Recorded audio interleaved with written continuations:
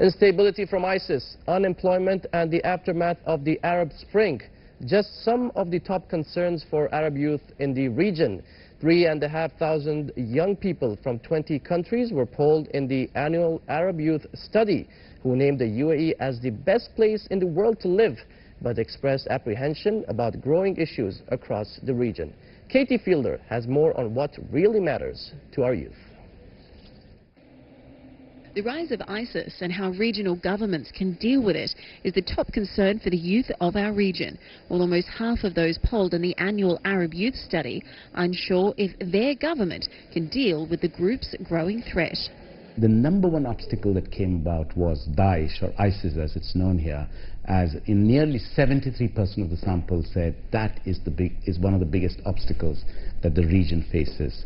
On the question how confident they are from national governments handling this issue, nearly 47% said they are confident, but that also means nearly 40% said they are not.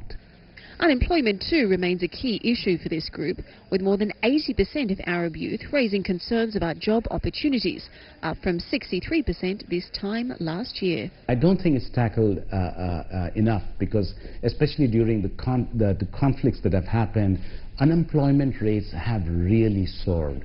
You know, when you look at World Bank, IMF numbers, you know, North African states and Levantine states, in certain countries, unemployment is nearly 40 and 50%, record highs. With growing distress about employment opportunities, it's not surprising that almost 40% of our youth are keen to start their own business instead.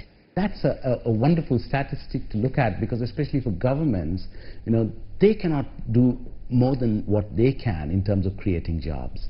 Private sector have their own, predilections on this effort. So if young people can have that propensity on entrepreneurialism and they can do that, then it's great. I think there is one question, Katie, which we asked them in the sense that, what do you want national governments to do to better encourage entrepreneurialism and to help them start their own businesses? And the answers were very interesting. The highest requirement was encourage affordable lending. You know, improving education and training for young nationals to be able to start their own businesses, reducing regulation and red tape, and of course passing bankruptcy laws. So when you look at that, there's some very interesting suggestions that these young people and governments should listen to what they're saying. For the fourth consecutive year, Arab youth named the UAE as the most sought-after country to live in the world, beating the likes of the US, Germany and Canada. Really an outstanding result, which has been consistently coming through the survey over the last 4 years.